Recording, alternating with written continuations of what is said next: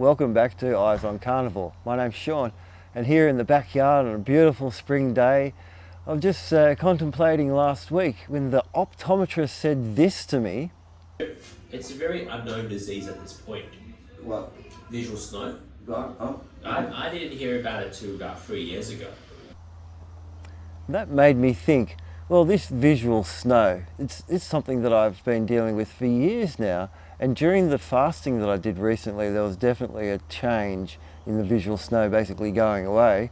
And look, let's look at the video I've put together to investigate visual snow syndrome.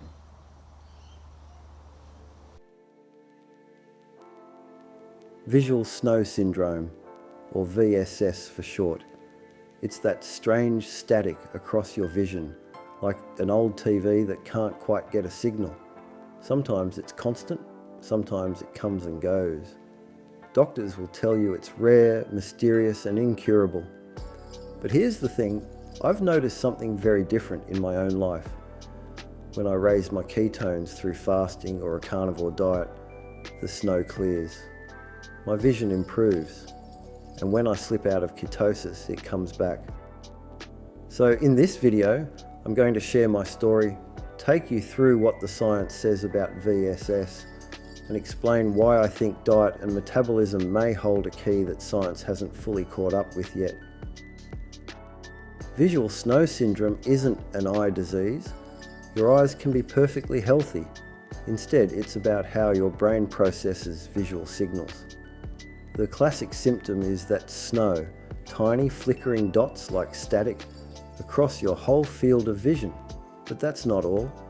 Many people with VSS also experience after images, halos around objects, light sensitivity, difficulty seeing at night, and even being overly aware of floaters or blue sky sparkles. And it doesn't stop with vision. VSS is often linked with tinnitus, migraines, sensory overload, and sometimes feelings of depersonalization. So it's a syndrome, not just one symptom. Now, here's where it gets interesting. This condition has been around for decades, but for a long time it was misunderstood. Early mentions of visual static go back to the 1940s, but patients were often dismissed as anxious or misdiagnosed as having migraines. It wasn't until about 2012 to 2014 that visual snow syndrome was properly defined in the medical literature as its own neurological disorder. So your optometrist might not even have heard of it 10 years ago. That's how new the recognition is. Now let's get into the science, because this is where things get exciting and where I think diet and ketones might fit in. A. Neurotransmitters and connectivity. Recent brain imaging studies have shown that people with VSS have differences in two major brain chemicals, glutamate and serotonin. One study using advanced fMRI, Puletta and Godesbar 2023, found that connectivity in glutamate-related networks is altered in VSS patients. Glutamate is the brain's main excitatory neurotransmitter. It makes neurons fire. Too much glutamate activity, and the brain gets overstimulated. The same study showed differences in serotonin networks. Serotonin helps regulate sensory perception and mood. Changes here may explain not only the visual snow, but also the anxiety and sensory overload many sufferers describe. They also found altered connectivity in networks like the insular, orbitofrontal cortex and temporal pole, areas that help decide what sensory input matters and what doesn't.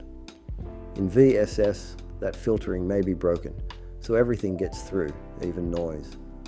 Other research points to cortical hyperexcitability, the visual cortex firing too much, and thalamocortical dysrhythmia, where the thalamus, the brain's relay station, and cortex are out of sync. Normally, the thalamus filters sensory input. In VSS, it might be letting too much through.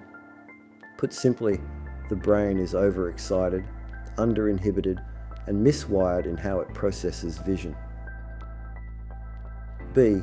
Families, genetics, and environment. Now, some researchers have pointed out families where multiple people have VSS, and they suggest that means it must be genetic, but I want to push back on that. Families don't just share genes, they share food, lifestyle, and environment. If everyone in a family grows up eating a modern carb-heavy diet, and if that diet predisposes some brains to overexcitation, then of course you'll see patterns across families. Genes may set the stage, but diet can pull the trigger. In my own case, my symptoms are not fixed. They come and go depending on what I eat. That's not genetics.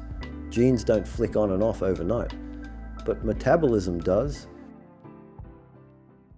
So why do ketones seem to help me? Let's look at what science knows about ketones in the brain. 1. Alternative fuel. When you're fasting or eating very low carb, the body shifts to burning fat and produces ketone bodies like beta-hydroxybutyrate. The brain can run on these instead of glucose. Ketones are a cleaner, more efficient fuel, producing fewer free radicals and more stable energy. 2. Balancing excitability. Ketones have been shown to calm overactive neurons. They reduce glutamate release, increase GABA, the main inhibitory neurotransmitter, and stabilize ion channels. That's why ketogenic diets have been used successfully for epilepsy for over a century. They raise the brain's seizure threshold. 3. Reducing oxidative stress.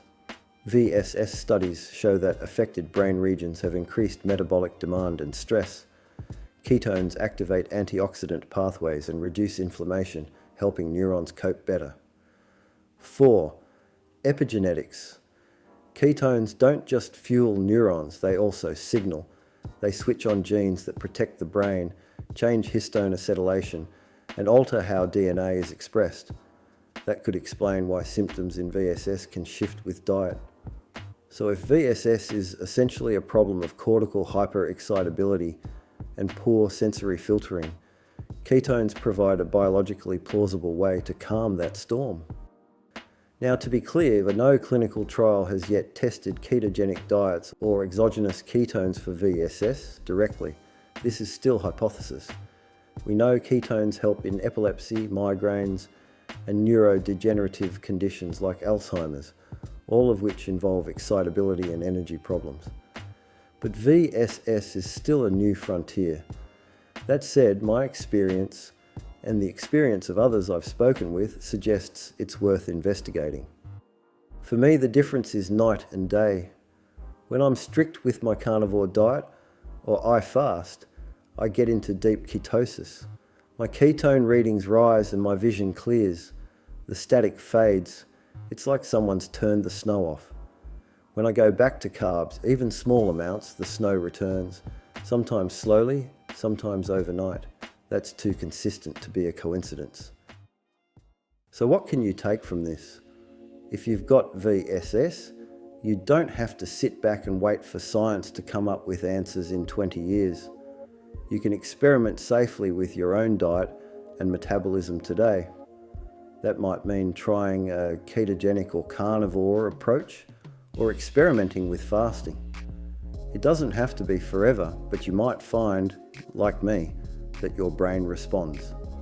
At worst, you'll learn something about how your body works. At best, you might reduce or even eliminate your symptoms. Now, I'm not a doctor and I'm not claiming a cure, but if you're living with VSS and being told there's nothing you can do, that's just not true. You can wait for science to publish more papers, or you can give your own body a chance to show you what it's capable of. For me, ketosis made the difference. For you, it might too. Give it a try or keep waiting for science to catch up. Your choice. As always, I learned a lot from doing these videos, and I hope you have too. If you have visual snow and you've got a comment to leave about what it does to your daily life, or have you had any encouragement to maybe try a bit of fasting or a carnivore diet as well, and see if that can affect your visual snow syndrome if you have it. At the end of the day, it's worthwhile trying, and good luck to you if you do. That's great.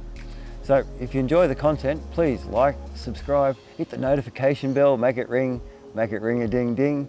Leave me a comment, as I said, and I'll catch you in the next one.